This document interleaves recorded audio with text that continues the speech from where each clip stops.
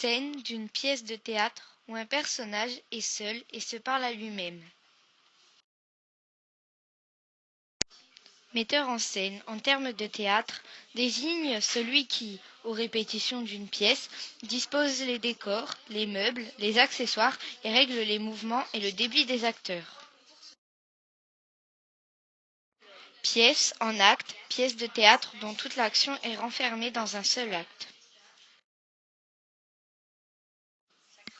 Instructions que le poète dramatique donnait aux acteurs sur la manière dont ils devaient jouer ces pièces. En termes de théâtre, il désigne ce qu'un acteur a à dire au moment où un autre finit de parler. Partie du théâtre où les acteurs jouent devant le public. On applaudit cet acteur dès qu'il entre en scène. C'est la première fois qu'il paraît sur la scène, l'optique de la scène.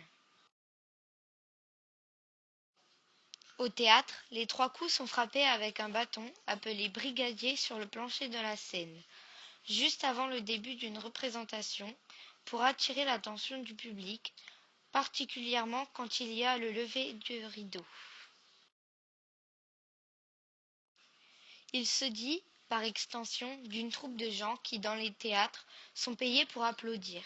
La claque ne réussit pas à soutenir cette pièce. Chef de claque. Il se dit encore de l'action de représenter des pièces de théâtre, la représentation d'une tragédie, d'une comédie, d'un opéra, la première, la seconde représentation d'une pièce. De son côté, à part soi, ce vers doit être dit aparté, on dit plutôt en aparté. Intervalle qui, dans la représentation d'une pièce de théâtre, sépare un acte d'un autre. Dans l'entracte, après l'entracte, il y a plusieurs événements que l'on suppose s'être passés pendant les entractes. Figure les entractes d'une vie politique, d'une vie publique. Il se dit figurément de celui, de celle qui, dans des vues intéressées, feint des passions et des sentiments qu'il n'a pas. Il est bon comédien. Méfiez-vous de lui, c'est un grand comédien. Il se dit particulièrement, en termes de théâtre, de certains objets qui peuvent être nécessaires à la représentation, tels que des lettres, bourses d'argent, écritoires, ainsi que d'autres. Il se dit plus généralement au pluriel de la représentation plus ou moins exacte du lieu où se passe une pièce de théâtre, à l'aide de châssis recouverts de toiles peintes, carton, ainsi que d'autres. Les décors de cet opéra sont d'une grande richesse. Peintre de décors. Celui, celle qui fait, qui vend ou qui loue des costumes de théâtre, de bal, ainsi que d'autres. Le costumier d'un théâtre. Louer un domino chez le costumier. Le régisseur d'un théâtre.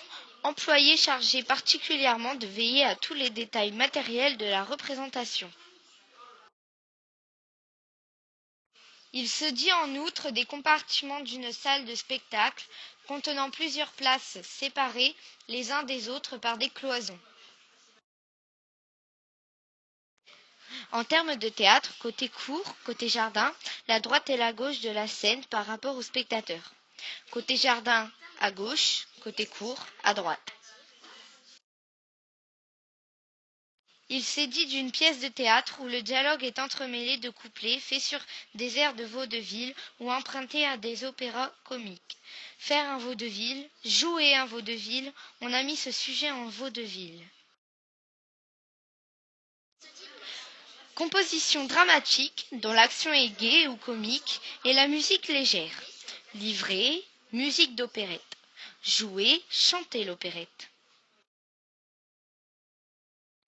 Il se dit particulièrement au théâtre d'un homme ordinairement placé au milieu et au bas de la scène et qui vient en aide à la mémoire des acteurs. Cet acteur a souvent besoin du souffleur. Le trou du souffleur.